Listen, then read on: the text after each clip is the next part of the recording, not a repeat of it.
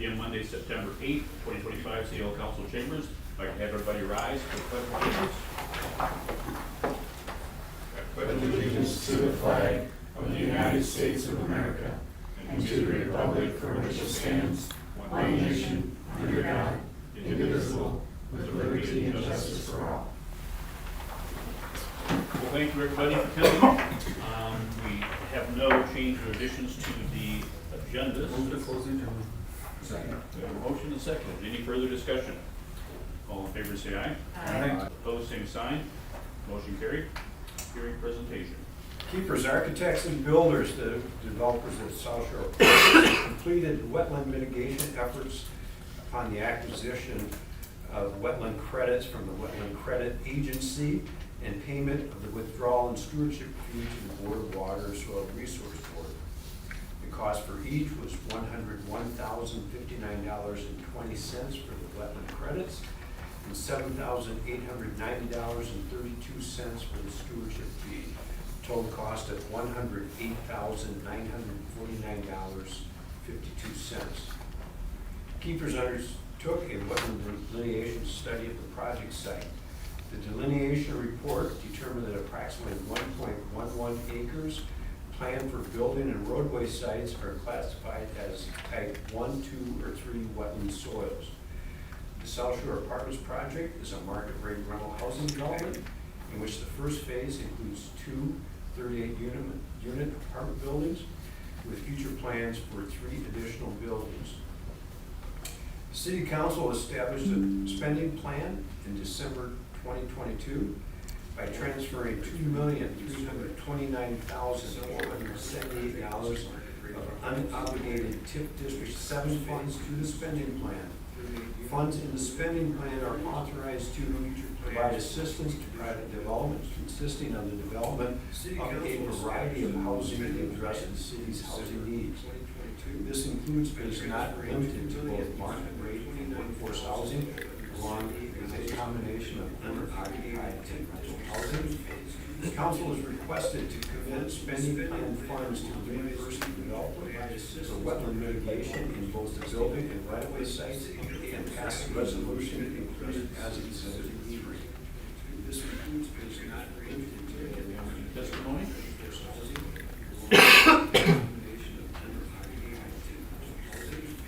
The council is requested to commit spending Motion to close the hearing. Motion and second. Any further discussion? All in favor say aye. Aye. Opposed, same sign. Motion is carried. Action on hearing.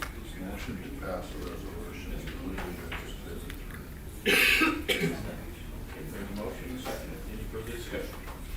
All in favor say aye. Aye. Opposed, same sign. Motion is carried. On public hearing number 2, proposed assessment for 2025 miscellaneous unpaid charges. Opposed, same sign. Engineer is carried. Motion to open the hearing. Second. Motion and second. All in favor say aye. Aye. Opposed, same sign. Motion is carried. Discussion. Evening, Council. My first item is to propose assessment for 2025 miscellaneous unpaid charges. Council will concur with the special assessment as presented. Corresponding resolution in Exhibit 1-1 adopting the assessment for the unpaid charges to be attached. The proposed assessment roll is shown in Exhibit 1-2. The recommended terms for the proposed assessments are 4% for 1 year, and this includes for unpaid charges for stormwater utilities, unpaid charges for streetlight utility, and removal of noxious weed and vegetation. Staff recommends that council pass the resolution in Exhibit 1-1 for adopting the special assessment for 2025 miscellaneous unpaid charges. Testimony? Has any of them come forward? Nope. Has any of them come forward? Anything else? Motion to close the hearing. Second. Okay, we have a motion and second. Any further discussion? All in favor say aye. Aye. Opposed, same sign. Action on the hearing. Any further discussion? Motion to pass the resolution in Exhibit 1-1 Opposed, same sign.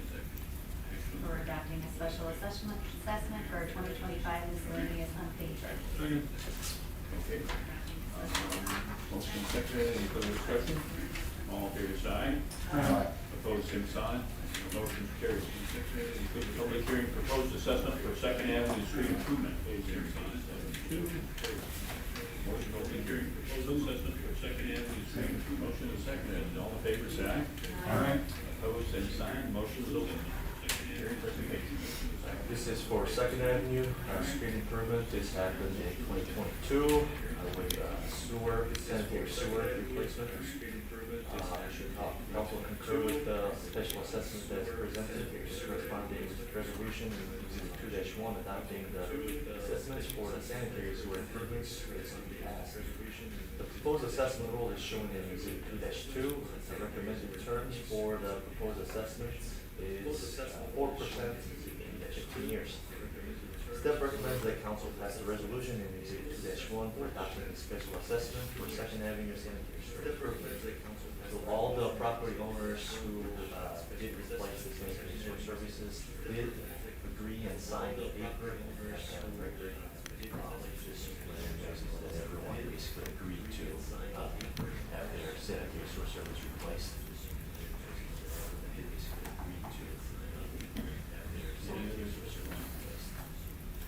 Motion to close the public hearing. Mike. Just a question on Rooney's Furniture. They seem to have a lot of frontage on that side. Oh, this has nothing to do with the frontage, it's to replace the sanitary sewer service alone, so it's a per service cost. It has nothing to do with the frontage. So they were charged on the frontage. 11. Second Avenue. So they were charged on the 11th Avenue, or would be charged, There, because their frontage is on that? So they were charged. no, because street, there was no street assessment, since it was a state aid project. And we're, but state aid fund doesn't cover the sewer part of it, so that's why it's being assessed as, it's not the main part of the sanitary sewer, it's only the service fund that's the main to the house. So it's only that length per parcel, nothing to do with the frontage length of it. If you noticed in there, the city's center practice living building was assessed. Notice there's, even though they don't front on Second Avenue, the sewer service at the canal comes out in the alley between down the sewer service Long Branch, and then goes to Second Avenue. So that sewer service was replaced also. It's not even on Second Avenue. So that sewer service. Okay, so we have a motion. Second. Any further discussion? All in favor, say aye. Aye. Opposed, same sign. Need an action on the hearing. Need an action on the. Move to adopt the resolution. We have a motion. Second. Any further discussion? All in favor, say aye. Aye. Opposed, same sign. Motion carried. On to the consent agenda, we've got regular city council meeting minutes of August 25th, 2025. The consent agenda, we've got planning commission meeting minutes of September 2nd, 2025. Application for temporary on-sale liquor license for St. Louis Church. Application for exemption from lawful gambling permit, United Way of Knowles County and Middle State Church. Application for exemption. Move to approve the consent agenda. Second. We have a motion and a second. Any further discussion? All in favor, say aye. Aye. Opposed, same sign. Any further discussion? Administration. All right, first item is State of Minnesota Trunk Highway 59, Trunk Highway 59 frontage road jurisdiction transfers turn back. City Council approved a resolution on June 12th, 2023, indicating the city's intent to participate in a roadway jurisdiction transfer turn back agreement on Trunk Highway 59 in conjunction with State Project 5304-41. MnDOT has requested approval of the attached agreement and resolution included as Exhibit 4, noting the terms and conditions of the jurisdictional transfer.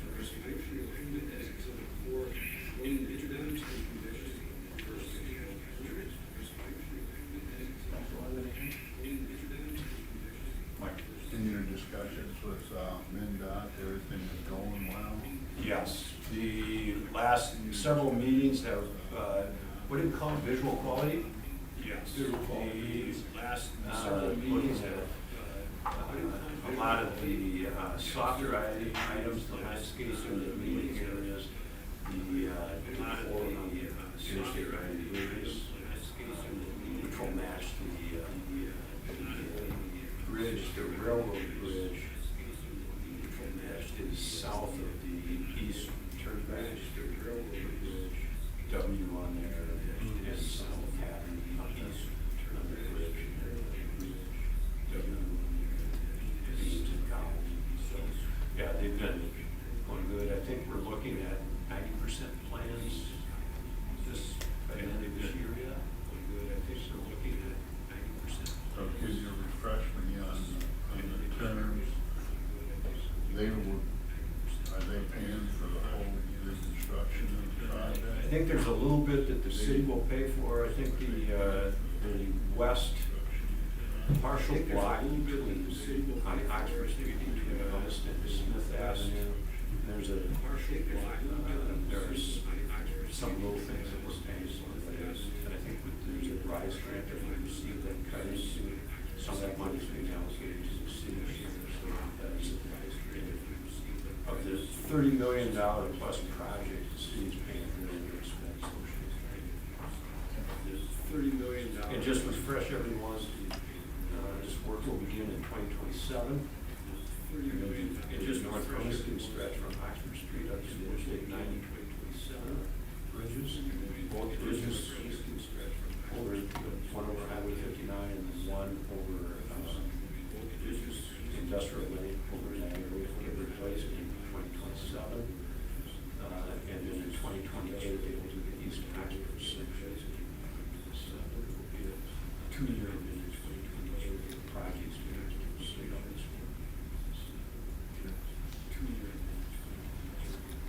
Everything else in the agreement? Look. Yes. Yep. Everything else in the Make a agreement? motion to approve. Yes. Yep. The report, noting terms and conditions.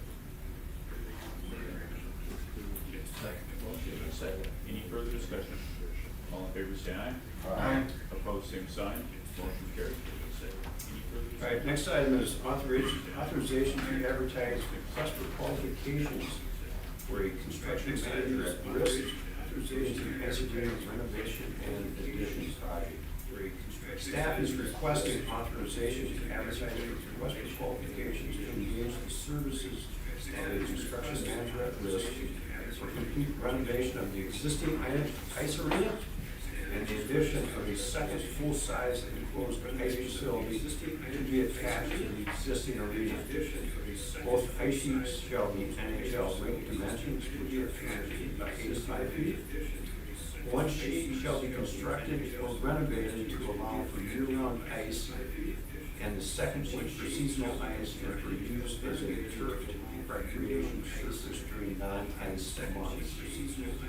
In the construction manager at risk method of project delivery, the CMAR shall manage the construction project process, including but not limited to responsibility for the price, schedule, and workmanship of the construction performed in accordance to provisions of Minnesota Statute 471.463. The CMAR contract shall include a guaranteed maximum price, construction schedule, and workmanship of the construction performed. The CMAR is responsible for the preparation of all required architectural, engineering, construction, and city documents, and soliciting competitive bids.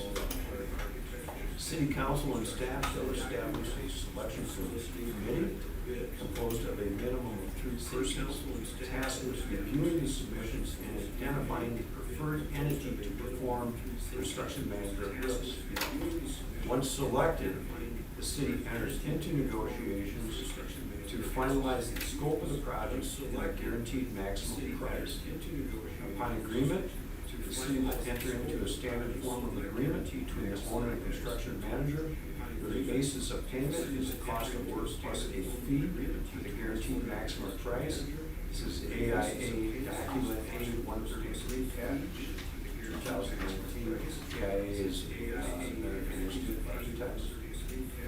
construction manager or subcontractors paid on the basis of the actual cost to perform the work specified in the contract, plus an amount for overhead and profit, the sum of which shall not exceed the guaranteed maximum price in the contract.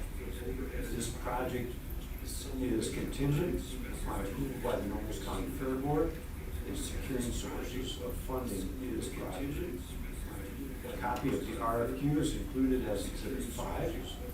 The RFQ includes the project scopes, main procedures, proposed contract terms and conditions, schedule, budget, assurance, performance, payment bond requirements, and evaluation criteria. So just to explain this first step is simply to get interest from parties and their qualifications. This is not binding the city in any way with anyone at this point. We'll hopefully receive letters of interest, at which time the selection committee will select one party that they prefer to work with, and then we would enter into the negotiation phase. And if that proceeds in an acceptable manner, then we would bring forth a contract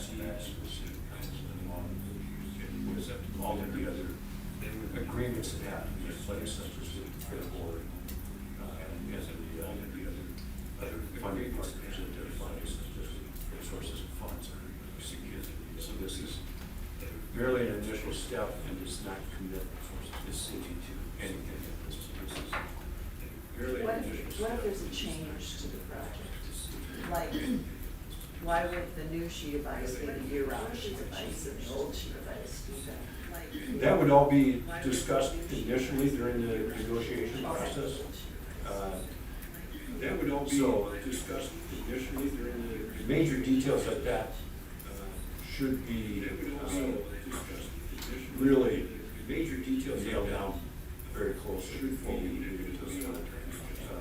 Really, generally in this method of delivery, which construction manager at risk has been available in the state of Minnesota only to state agencies until 2023. In 2023, the legislature in the state of Minnesota and expanded it to other public agencies who use these methods. It's been commonly used by many agencies, many major global construction projects. is this our first experience with? Yes, we did a variation of this with the second phase of the field house project. Yes, we did the first variation of this with the construction, second phase of the field house project. Yes, we did What's the benefit of doing it this way versus the traditional way, or? What's the benefit? There can be cost savings if we did the normal method, there can be cost savings when it's design bid build. The normal method, there can be administrative overhead costs could exceed 10%, and closer to 20%. The city is administrative overhead costs could exceed performing that end of it. The other thing is we then have to accept the lowest responsible bid. The other thing is this way we have more authority in selecting the construction based on their history of performing projects and their financial capability to deliver this project. So it gives us the opportunity to have greater say as to who the ultimate construction manager is going to be, as opposed to greater say as to the bid situation. Prime bidder, you are pretty well restricted to the lowest bidder. Bid situation, prime bidder, you are pretty well restricted to the lowest bidder. Anything else? I think as far as what we're doing for the ice arena, this gives us a chance at a more affordable solution. Plus, I believe we're going to get more than what's been presented so far. But it all depends on the construction manager, the bid, and their plans. most importantly, is this project is contingent on approval by Noblesville Fair Board. And securing sources of funds contingent on, I think this is a great avenue to go down. I think this is a great. Can you, would you address for us the, what that does for the plans that we've created up to this point? Is that nix all that and we're starting from scratch, or where are we at with creating up to this point? We put in So the renovation plans that we ultimately did as the second alternative. So the renovation plans. Those plans will be followed very closely as far as the renovation of the existing rink. So, and I think the way to look at what we previously did, I think, is we established total project so we know what, if we were going to build a new arena at another location, we know that we're looking at like 18 buildings. We think renovation and new sheet project, we can or probably less than that, we can have a two-sheet solution and utilize the existing facility, but get it renovated so that we have another 30 years of expected life out of that. And so that we have one of the other benefits with the fairground site is the infrastructure is already in place. And what had not been included in the new infrastructure, new sheet projects looking at city-owned land north of the interstate, new sheet, depending on where project decided to go, we may have to build a street and get utilities extended to it. So that's like we're adding $1 million to that just facility costs going into it undeveloped area. I guess it's our opinion that this is our last best shot in coming up with a solution for this. I guess it's our opinion that this is our last best shot. I'll make a motion to authorize advertising qualifications for construction and service. Second. Oh, we second that. Okay, we have a motion and a second. Any further discussion? All in favor, say aye. Aye. Opposed, same sign. Motion is carried. On to public works. All right, the first item is to adopt a resolution executing the state of Minnesota grant. City Council at their July 28th meeting approved the task order with Golden Rank to upgrade the SWIP at the Worthington Municipal Airport. The City of Worthington was recently notified that they have been awarded a Minnesota Department of Transportation grant. So for a portion of this update, the cost breakdown as follows. The grant from the State Department of Transportation is $5,250. The city's local share is $1,850, which is a total of $7,100. Attached is the grant agreement and resolution authorizing the execution of the Minnesota Department of Transportation grant agreement. This is Exhibit 1. Council action is requested to adopt a resolution accepting the grant and authorize the mayor and city clerk to sign council action to request to adopt the resolution accepting the grant and authorize the mayor and city clerk to sign council action. Motion and second. Any further discussion? All in favor, say aye. Aye. Opposed, same sign. Motion is carried. Item 7 is the Minnesota Department of Transportation grant agreement for the airport improvements. At the February 10th, 2025 meeting, council approved a bid with Everstrong Construction to build a new 150-foot by 50-foot 3-bay hangar in Worthington Municipal Airport. This bid was accepted contingent upon receiving FAA grants to provide any eligible funding. Bid was accepted contingent. Municipal Airport has since been awarded 2 FAA grants towards this hangar project. Council at the July 28th meeting accepted a MnDOT companion grant for one of the FAA grants. MnDOT has now authorized a second companion grant that was included as Exhibit 2 to fund a portion of the associated cost of this circuit improvement. The amount of this companion grant shall not exceed $23,273.58 or 2.5% FAA grant. For council's information, the total local share of this $1.2 million annual project will be $51,025.21. Council action is requested to adopt a resolution accepting the grant and authorize the mayor and clerk to sign any necessary. And while this, we did award the bid a couple of months ago, contingent on receiving these grants. And while this, we did award the bid and a couple of months ago, contingent on receiving these grants. This is like to get into some of the metal prices in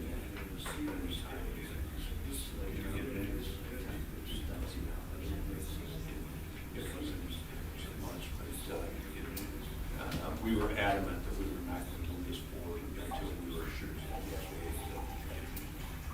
We were adamant that we were not going to bring this. When would construction begin? You know, I haven't heard if they think they're going to start this fall. We really, the big holdup will be how long it would take to receive the building package. The big holdup will be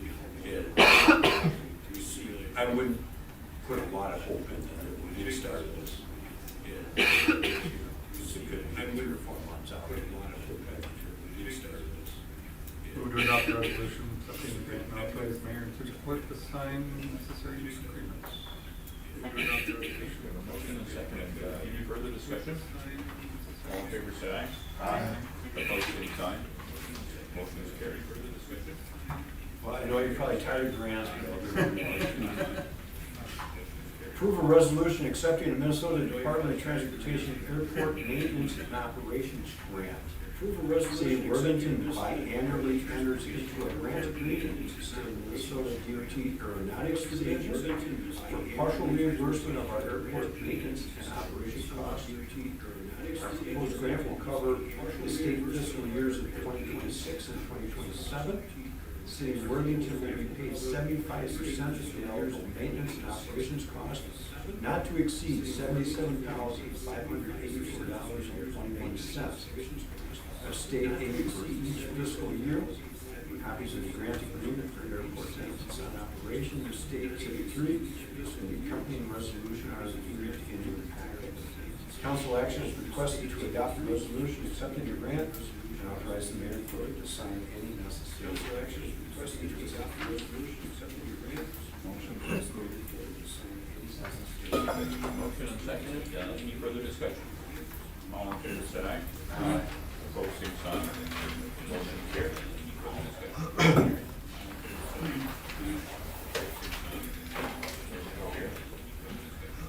My third item is a change order for Service Road and Service Drive street improvement. The third item is to Service Road and Service Drive improvement project has begun in the area where it connects to Highway 16 needed more soil correction than what was anticipated. The geotechnical analysis by American Engineering Testing found that wet, unstable organic soil in this area were deeper and more extensive than what was assumed during the design phase. This change order addresses the necessary work, including the removal of the unsuitable soil, replacement with stabilizing aggregate, and installation of dewatering system. Change order amount is $160,820.22.50, bringing the new contract price to $2,097,291.25. The substantial completion date has been extended by 2 weeks to October 17, 2025. This work has already been completed. No questions. October 17, 2025. This work has already been completed. So the new contract price is that below the engineer's estimate?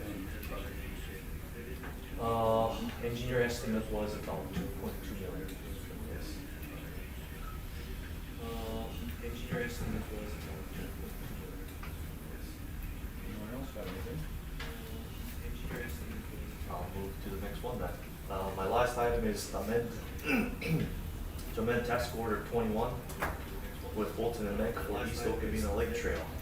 Task order 21 with Bolton and Meg for the East Okabena Lake Trail project was originally approved on June 12, 2023. This task order included engineering services for trail design, rail of underpass culvert, and obtaining necessary permits and agreements. On November 25, 2024, Council approved a revision to task order 21, increasing the fee by $123,000 due to design changes required by Union Pacific Railroad UPR. UPR approval is a critical component of the project, both for ensuring progress and for securing funding from 3 separate grants. However, negotiation with UPR has proven lengthier and more challenging than anticipated, leading to increased project costs. Staff recommends that the council approve an amendment to task order 21 in Exhibit 3 with Bolton and Knight to allow for completion of the final construction plan design for the East Okabena Lake Trail project. This task order 21 says $50,000 extra, but we're hoping to stay around 20 to 25,000, not the whole 50,000. The reason putting 50,000 is because we don't know how much the railroad is going to cause us delays. So at this point, there's a little bit more just to cover, so I'm not to come back and do another task order. Do you feel like you're making progress with the railroad? I think that's a question to the railroad, but yes.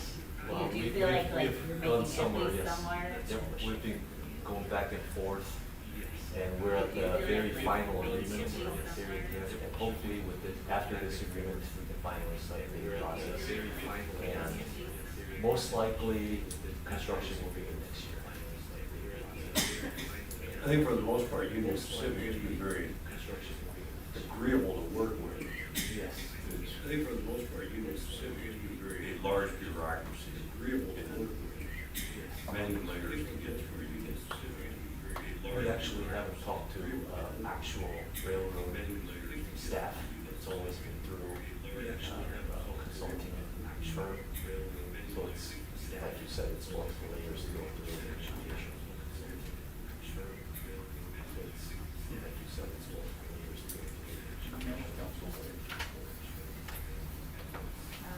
Make a motion to approve an amendment to task order 21. Second, any further discussion? All in favor, say aye. Aye. Opposed, same sign.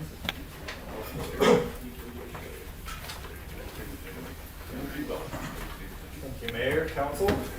First item under community development is a conditional use permit request. Thank you, Mayor, Council. First item under community development is a conditional use permit request. Before we get started, I have a couple of questions on this whole process. So what are the steps needed by a cannabis business to actually open it up? So what are the steps? So you start with receiving a pre-approval status from the Minnesota Office of Cannabis Management. There's a whole process to get there, depending on the license type as well. Some under the lottery system, some weren't. And then it's become to work with the local government, whether it be a city or county, depending on the area and how the authority is delegated. You get through zoning approval, which is what we're here tonight to discuss. For us, it's conditional use permits. After that, then you actually move into the local registration process, but before you even get to that point, you work through renovation plans, things like that. Oddly enough, you basically have to have this store almost ready to open before you receive the local registration and your final city approval. OCM will send us things, and they want us to certify all building code, fire code, and local zoning ordinances before they'll actually grant the final license to the applicant. However, you can't do that until you're actually done with any renovation plans. So there's a strange level where you're almost ready to open before you actually receive your local registration, your final state license. But you can get to your zoning approval and your pre-approval status with the city.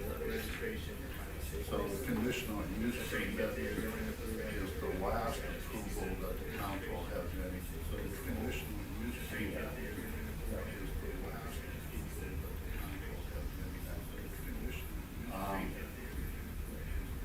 second question is, it was brought up in discussions when I was reading the planning commission meeting about the number of licenses for the city of Worthington. You know, what is the state, there's one for every 12,000 residents. I'm really concerned with, you know, if we approve the three conditional use permits tonight, that's already 4, businesses that are coming into the city, commercial use permits. Why, I would argue can we revisit that? Why, as a council? I would argue can we revisit that? You know, I'm concerned with the number of businesses coming into our community. You know, I'm concerned with the number of businesses coming into this. You know, and even one of the people that put their application, I think you would ask the question, why is Worthington put their application, you know, yeah. And he said, well, you're on interstate and in proximity to other states, other jurisdictions where it's not available. Makes Worthington a good place to do business. And I'm just thinking, we're gambling here if we don't put some type of limits in this. In my personal opinion, I don't know where the rest of the council is, except for the 3 here. They were on council before. You know, I just, you know, this scares me a little bit. This amount of applications. Now, if there was going to be some type of limit, you know, the 4 applications we have should be considered. You know, beyond that, are we going to get to 6 or 10 or 12? I don't know. Matt, can you go into a little bit of history about how we came up with not limiting the number? I know there was much discussion internally and on the council. We were talking about there were processes that we needed to really determine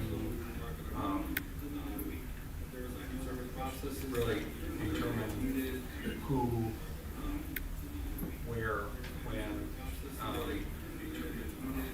who would, who would be permitted here. Want to give a brief history about that? Yeah, I think you touched on it there. We did talk at council a lot about, how would you actually limit it? I recall a lot of discussion about whether we should limit that or just kind of allow the free market to determine what businesses live and die here in Worthington in this industry. Whether all of them stick around long term, I have no idea. I wish them all well in their endeavors here, of course, but like any business, it's all a risk, and you don't necessarily know what the market is. So that was a point of discussion as well. We did several months after that bring forth a buffer between dispensaries to kind of limit the concentration of them.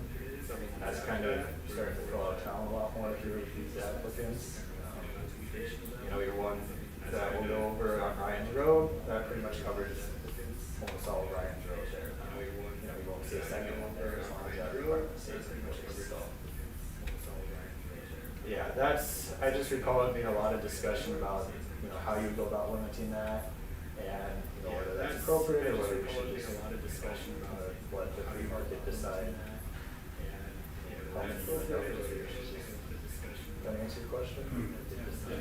When we had the discussion, we kind of talked about if we limited the number, then we'd have to choose who's going to be able and who's not.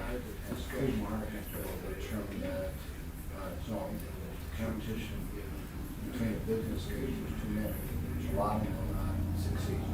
So I think today will clean themselves out and finish big time of business that are selling succeeding. So instead of us having to choose who does. Even along with the free market as well, so you're gonna start regulating how many people can sell alcohol in town as well. People are smoke shops, cigarettes, all that stuff is all addicted as well, you know, and there's a lot of people that are from that stuff. You know, so with it being a free market like that, I guess, and it's a, you know, that, with it being a free market like that, and let it run its course, first of all, otherwise we're gonna start having to regulate this or that, or people that don't want to regulate more things that we're probably not gonna start having. I could maybe be more comfortable with the free market if I stayed within the middle of geographically, could maybe state of Minnesota, free market, but we're not. There's a much bigger market available here in Worthington, and just the city of Worthington available here in Worthington. Yes, I don't know. I just feel very, very uncomfortable with not having some type of limit. I just feel very, very. We were, we were dealing with a number of unknowns from the get-go, from the start of this, in the state, and it came down to, I think part of the discussion with the free, in regards to free market was probably the most,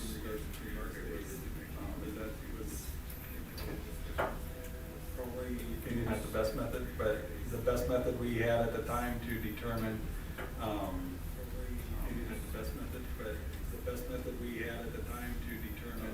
the process that no one had an idea about, what was gonna be. Cause even the OCM at that time, we weren't getting a lot of direction, cause even from them. So yeah, there was, I think, with a lot of the unknowns and not knowing from the state and not knowing how, without a lengthy process of what determining who might get, say, 3 or 4 permits to operate in town. I think that was a hard thing for staff to be able to tackle and really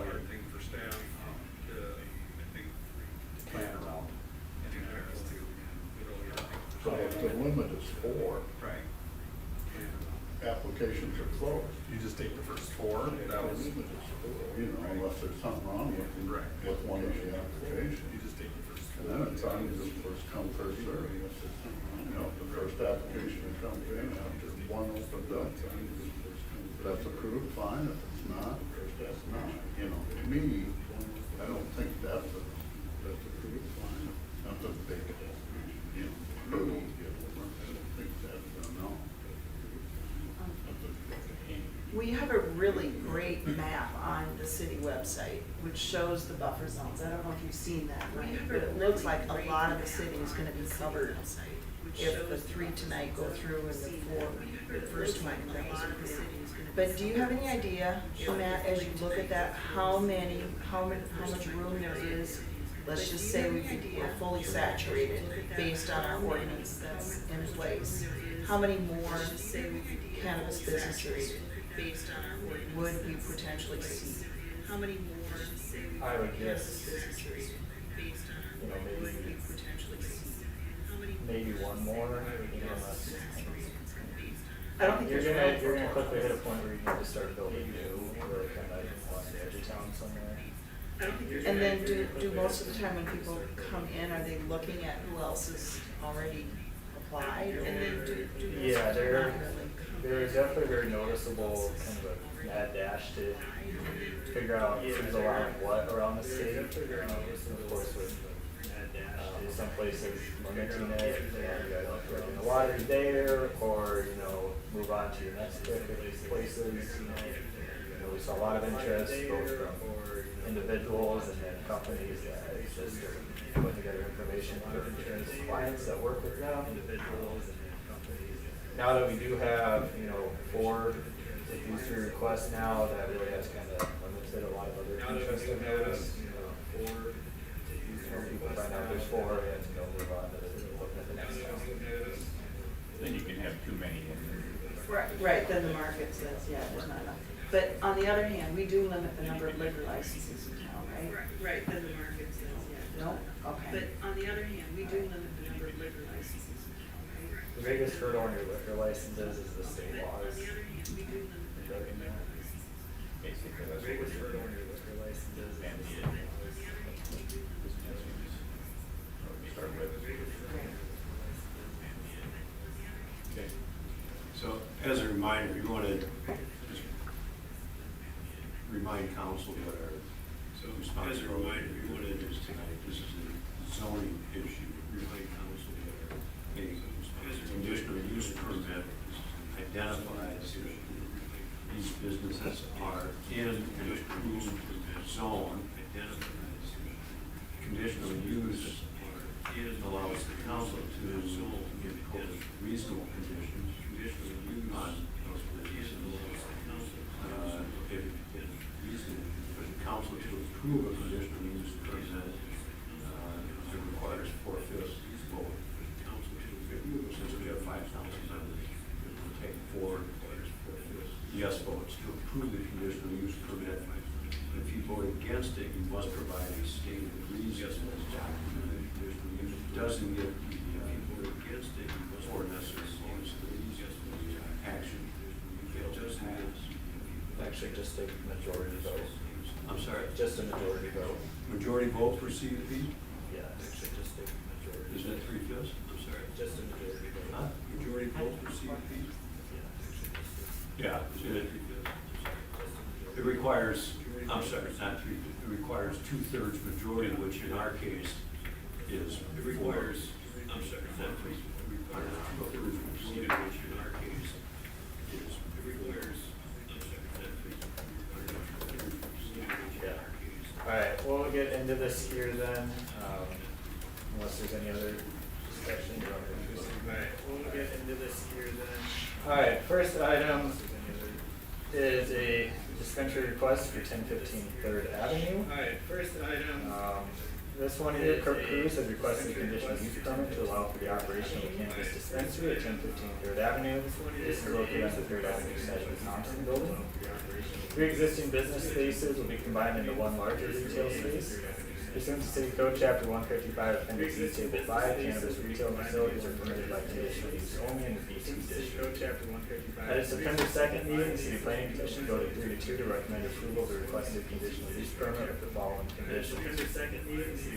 1, the business shall have no blinking, flashing, fluttering, or other lighting or signage that is inconsistent surrounding businesses. Lighting not visible from the exterior of the business shall not be subject to this requirement. 2, the business shall have no digital signs. 3, no on-site consumption or cultivation shall be allowed. 4, security cameras shall adequately cover exterior areas in front of the business and must maintain compliance with applicable rules and statutes of the state of Minnesota. And 5, there should be no entrances shared with other tenant spaces. 1 distinction vote stemmed from concern with the residential spaces above. Mr. Kilbog can tell you more about that. The other vote just stemmed from concerns for the cannabis industry in general. You'll see that commissioner voted no on all 3 requests. Not so much site specific, just more about the industry in general. If you follow along your packet, you can see what they base their recommendation on there. Should council concur with the findings of the planning commission, you may approve the land use application by motion. And then, like Steve said, any council member voting against the application must state the reasons for doing so in the record. Motion.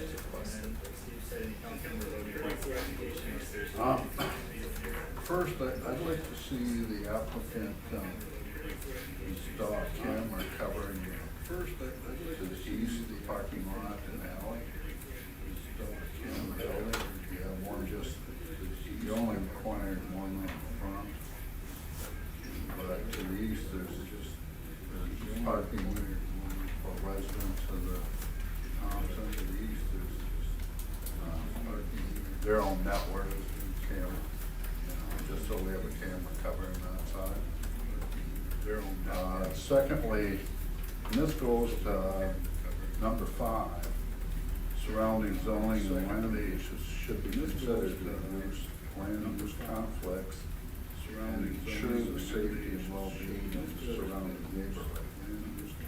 Should we be allowing a cannabis business in this building for 38 unit residential development in this building, entrance to the residential, right next to the cannabis business building, entrance to the residential, right maybe, you know, having it that close. I mean, you're in the same building. Your entrance is right next door. But it's separate, You're in correct? the same building, separate. Yeah. Your entrance is right next door. And there's no on-site use. Separate. Correct, yes, if you choose to leave that. And there's no on-site use. It sounds like I think they're checking, Correct, yes. age on the door. So that you're closing up, sounds like I think you're checking the door. Age. I appreciate the no on-site use since it is in the same building with other, and I appreciate the no on-site use since it is in the same building with other. I think you'll see that in all three, you'll see that there was that there's a process for, yes, checking all three. You'll see that being, making sure that there's a process for valid potential customers. And the layouts are generally the same among all three, where they have, the layouts are, you know, they're showroom, and a locked area for their product, and of course some staff areas and stuff like that. If you've gone through any of the material, you'll see the same general layout of all three. That's where they come in. Yes, the idea is all in stages. That's just the idea. My main concern is with this particular application for dispensary was really the proximity of higher residential specific area for our downtown. To serve individuals, many families, that include little ones. I just personally do not want to see, would not want to see this type of business right next door in an apartment complex or connect to my building. If I personally, if I was over. So to me, it's ultimately a kind of a public safety issue. To me, it's with this specific application. I've been talking with the applicant before, you know, they did say, they could, if there was, air quality concerns, venting, or whatever, they would have address those issues and within the building itself and filtering out exhaust, having address those issues and air exchangers and a filter system. So smells, that kind of thing, because the product has, even when it's not being used or utilized, has a specific, you know, has a smell to it. So even when it's not being used or utilized, those issues that, you know, that they had. Even when it's not waste with those issues that they And this one's gonna have a one in and one out entrance, right? See, there's a couple of doors on here, so, you know, if you want to get an out, the other one's just gonna be an out for entry. correct. One delivery. One is planned to be a secure delivery entrance, one's the main door, the other one.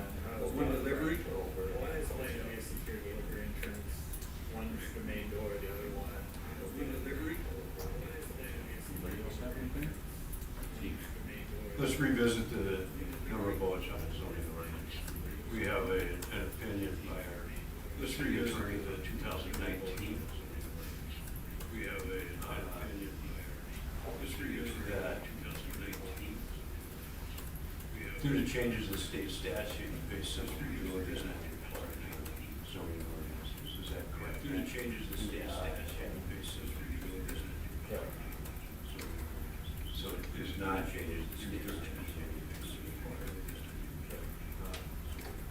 And I apologize, we should verify that before the meeting. So, simple majority.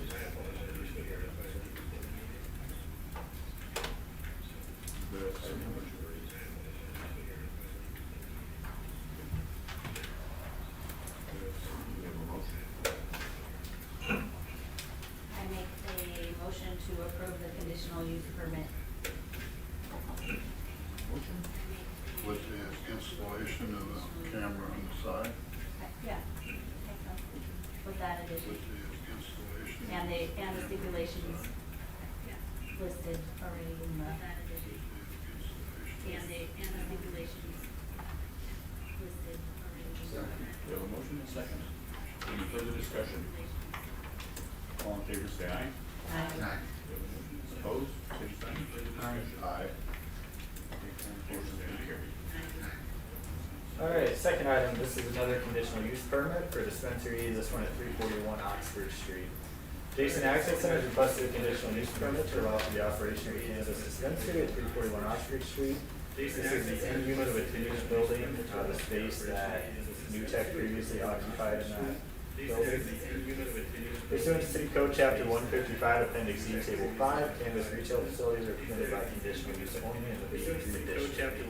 At the September 2nd meeting, Planning Commission voted 4-1 to recommend approval of the requested conditional use permit with the following conditions. The business shall have no blinking, flashing, fluttering, or other lighting or signage inconsistent with other businesses.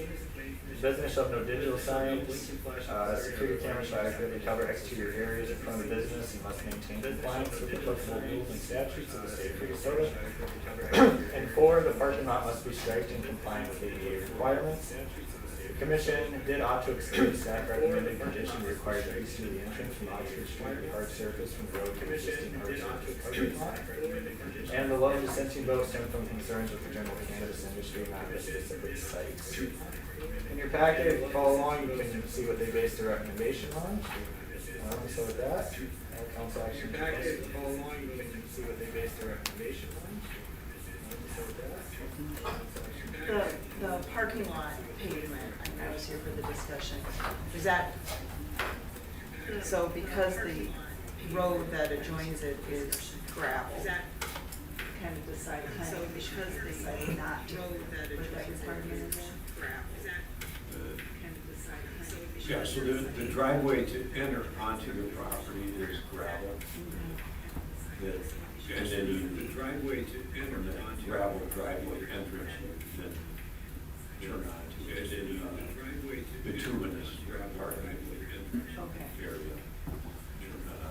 Staff had recommended that driveway entrance be paved also. After some discussion, the planning commission opted to remove that condition. What they passed on to city council. Are you saying that parking lot is, The parking lot in front of the building is paved.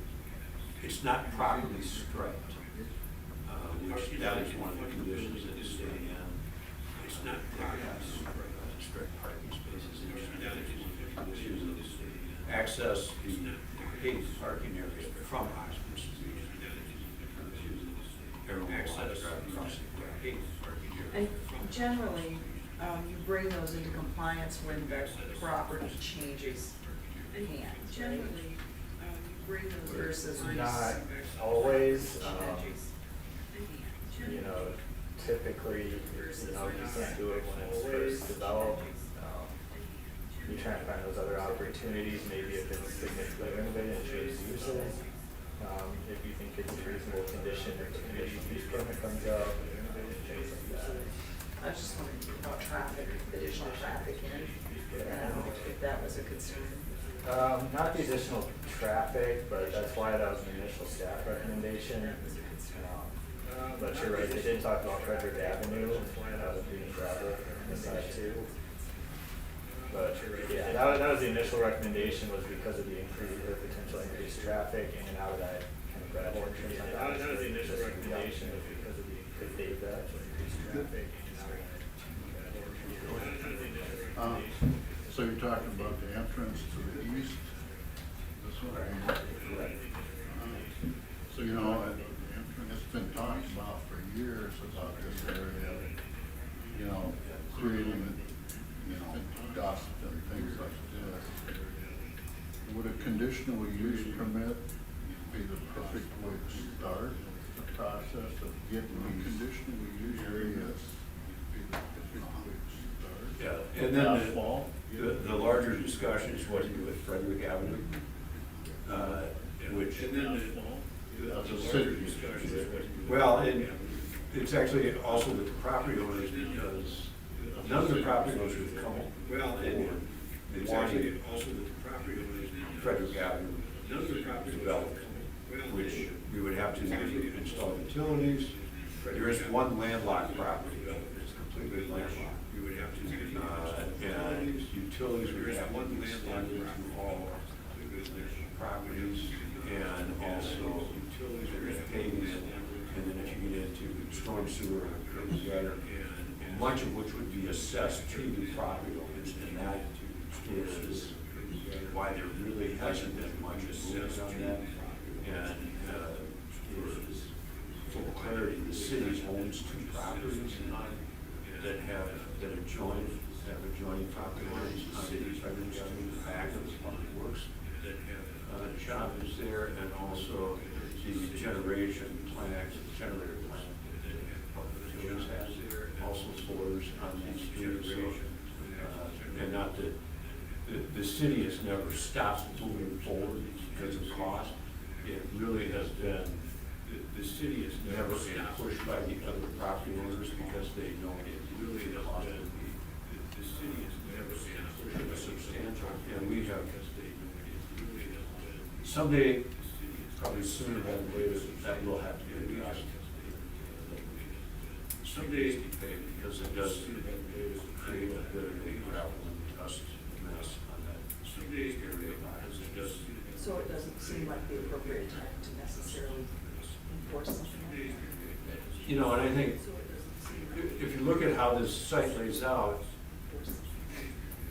you know, and I think more traffic gonna enter this business storefront from that east driveway or from Frederick Avenue to the traffic. I don't, you know, I like the idea of paving that driveway entrance, but I don't think it's, you know, gonna be a one resolution to be the best in traffic.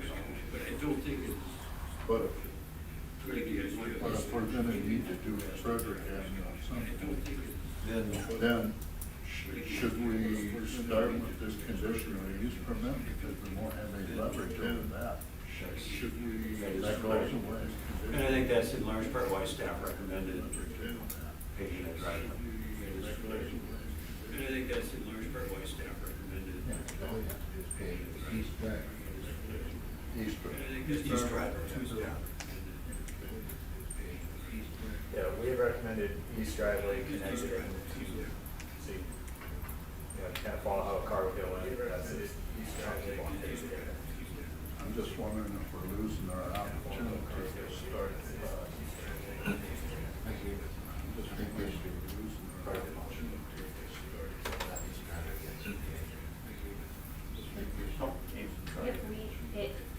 That area is a pretty large gravel area. Is there opportunity for a medical business to go in there at some point in the future? That would be more, would lead to a paved area? Along the frontage of Oxford Street, one of the property owners had looked in the past at having a retail outlet. One of the property owners on that area, which if that's built new, they would have to have hard surface parking to accommodate their. They would have to business. Where is the property line? I'll take a quick look. Yeah, you got a lot of room to go along to either split split the property and sell a big chunk of it, or you got a lot of another building on this lot, they could do so. So there's a lot more opportunity for development in this area as well. So there's a lot more opportunity for development in this area as well. There's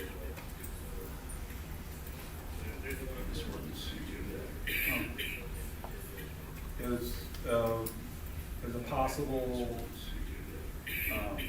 condition to the CUP that entrance be closed?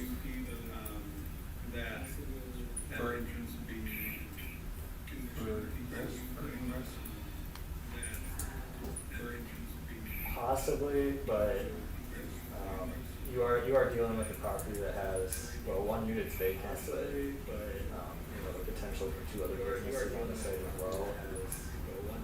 So you need to look at, you know, is it fair to other businesses that might be in that area? You know, I don't think one access point off Oxford is completely unreasonable. You know, I don't think one access point off Oxford is. And you do have a left-hand turn lane into that as well. And you do have a left-hand turn lane into that as well. And you do have a left-hand turn lane into that as well.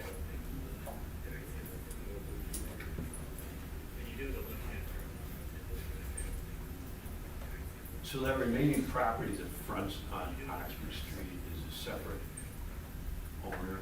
So that remaining property that fronts on Oxford Street would require complete redevelopment?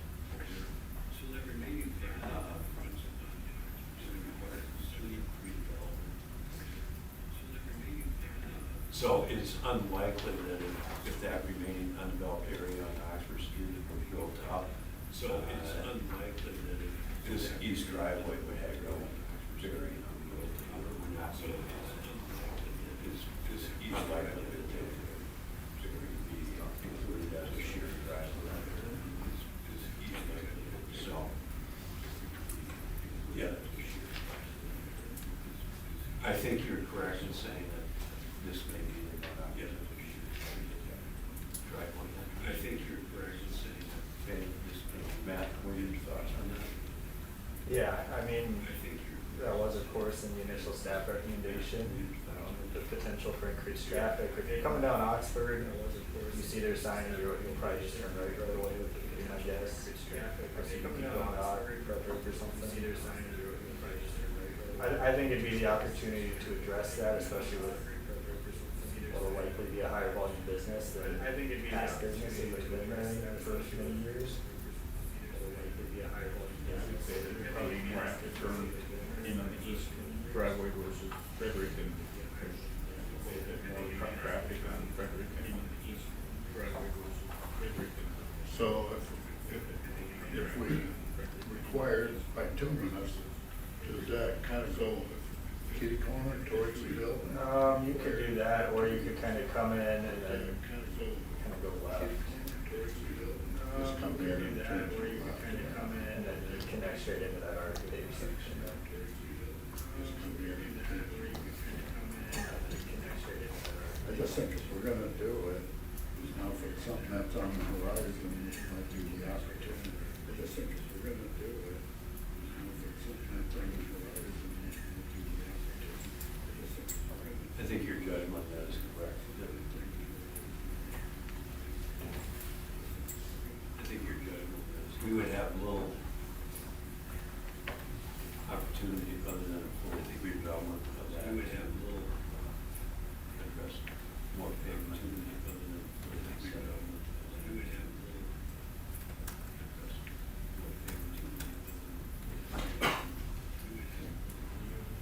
Thoughts, questions? Yeah, one more final comment here.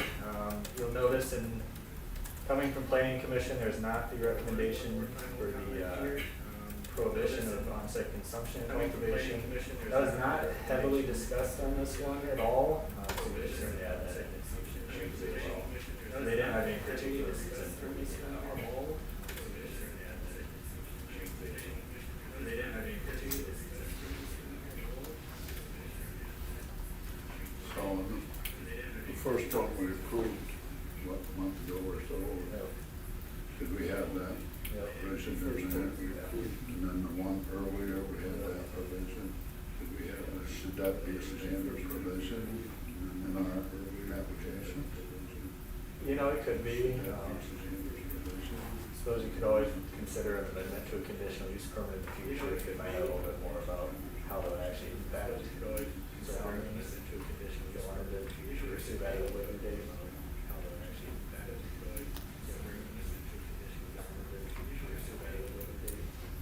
Yeah, if it's any level of concern, I would add it in now. Yeah, if it's any level of concern, I would add it in now. If it's any level of concern. Anything else?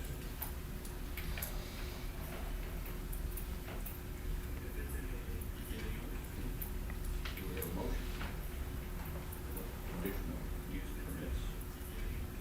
I'll make a motion to a conditional use permit that includes no consumption or cultivation and these driveways condition.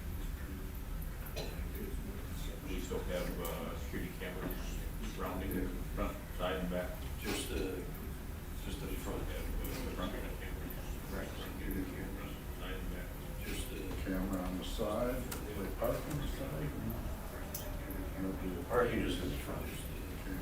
You could just say cover exterior areas of the business. There are two doors on the back part of the building. One that's missing probably for two deliveries. Yeah. Okay,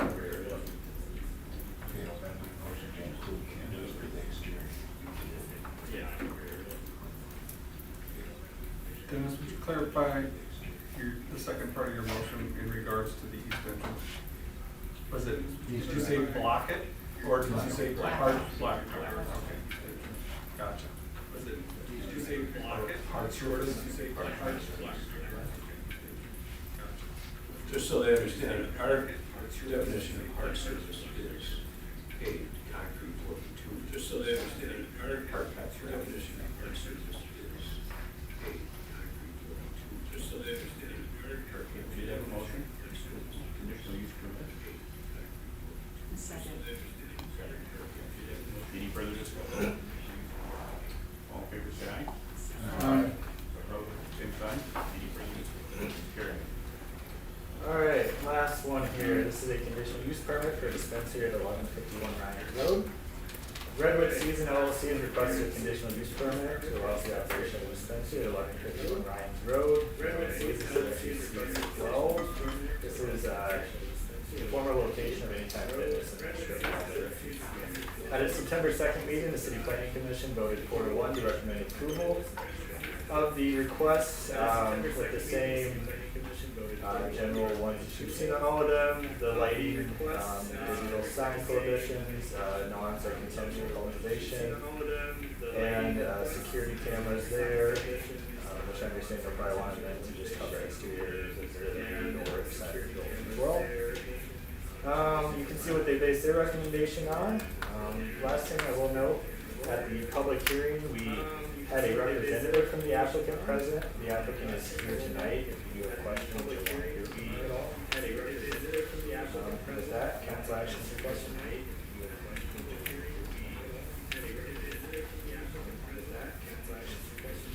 Well, at the planning commission meeting, we did hear from the actual applicants. Those.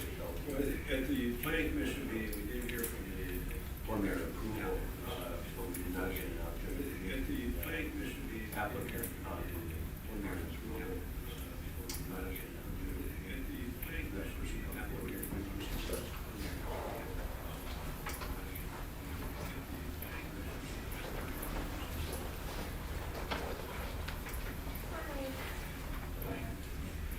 Introduce yourself. I'm Mason Basin is my last name, so, I'm so awful at public speaking, so I'm really sorry. First, I'm pretty impressed with your application. You have the applicant, it's you on behalf of Redwood Season LLC. The owner is Meadowbrook, it's you on behalf of the LLC. So, So what's the connection to Meadowbrook? I have a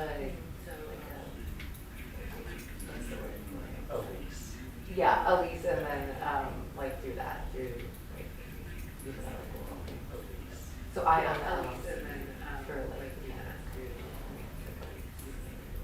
You have an LLC renting from the landlord who's got. So this is the landlord? Yeah. Yeah. Yeah, Meadowbrook has nothing to do with campers. Okay. So this is the landlord? Yeah, Meadowbrook has nothing to do with. Explain that again, Matt. Redwood is who? Redwood is an LLC. yeah. That's you. Yeah. That's her. Meadowbrook is an LLC involved with the ownership. That owns the Redwood is an LLC. LLC. Yeah. Strip mall. Yes. Her. Meadowbrook is an LLC involved. I want to make sure I owns the LLC. Yes, sir. Meadowbrook is an LLC involved. So will you be managing or will you hire a manager? Probably hiring out a manager for it, but be like overseeing everything.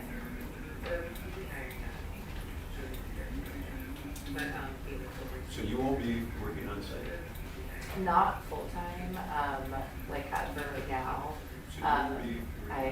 we're looking at, properties that like hoping to like be like closer to the area. My sister lives in Minnesota, so hoping to get closer to her. And my niece and nephew would get like closer to their cousin, so. But for the beginning, not like directly right away, but it's in that. Do you have specific ties to the Worthington community or Nobles County? We would come here when I was a kid, so it's really start we had property in like Okoboji, so we would come in and also like surround. So been here when I was like a little kid growing up, so when looking at properties, like I remember like where the What makes Worthington attractive to you and your business? I mean, I'm from a small town, so I grew up in a small town. But just, and I also, my husband is Hispanic, so the Hispanic community here is great for us as well. But just like visiting and seeing the community, it's just really great. The like little like downtown area that reminds me a lot of like where I grew up. So.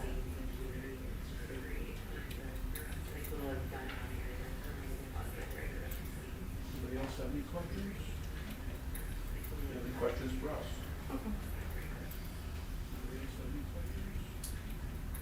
Do we have a motion? Yeah. Just, there's the same, the representative, for this company, the same, at the representative, planning commission meeting was the same representative that was here for the first, business. That we approved, that was here for the whole first, July, yeah. Just for the council's The reference. same consultant. I like Just- it, just that for the the business owner himself actually comes to the planning commission. I think that's kind of important, if you're gonna run a business and actually comes to the planning commission. I think that's kind of important, so I appreciate that. Just a question, Yeah. this probably doesn't affect this business, but as the fairgrounds considers, this probably doesn't do a lot for against. No. But as the fairgrounds considers, kids congregate. Correct. There's not been a lot of clarification on how that's defined in statute yet, believe it or not. There's not been a lot. So we've been largely sticking to general public parks.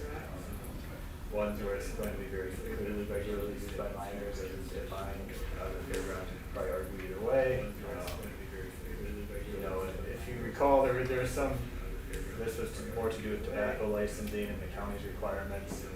You had a lot of debate about even Choker's Field and how that fit the definition, minors and things like that. And determined you couldn't really prove that that was all minors or anything like that. So kind of following that general guidance, we just stuck with actual public parks, things that you know are regularly used by minors. Kind of following that general guidance, because that was included in this statute definition there. So no, not that they're not.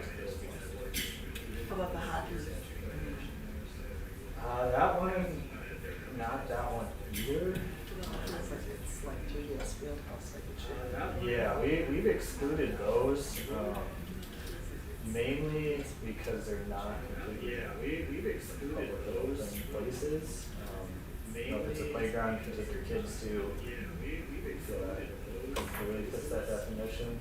Or it's places where maybe you have to either pay to enter or rent the space or something of that nature. So we determine that doesn't fit that definition. And even then, if it, the buffer between that and business or property would be what? 200 foot under our current ordinance. Between that and, so that property would be what? The fairgrounds would probably fall outside of that. So that fairgrounds would probably fall outside of that. Any other discussion?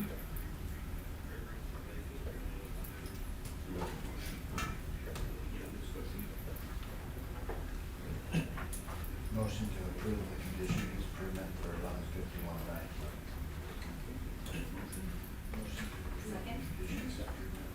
Any further discussion? All in favor, say aye. Aye. Anyone opposed, same sign. Motion carried. Thanks, everyone. All in favor, say aye. Thanks, Matt. Aye. Opposed, same sign. On to council committee reports, I have nothing. I attended the Heron Lake Watershed Advisory Board, and they are looking for different members for the watershed advisory. No activity related for years. It's been not meeting basically since COVID, but it's required to have at least 5 members and short meetings. So if you know somebody in the watershed district, maybe from the community of Brewster, or if you know somebody in the watershed district, maybe from the community as well. So if you know somebody, farmer or somebody impacted by that, go on the website. Trying to get that out. Advertising for that at all. They're starting to now, so that was one of the things that we had a discussion on. So anyway, there's applications on the website to direct people to go to those How many websites. counties is that? No, anyway, there's applications. It's 3, Knowles, Jackson, some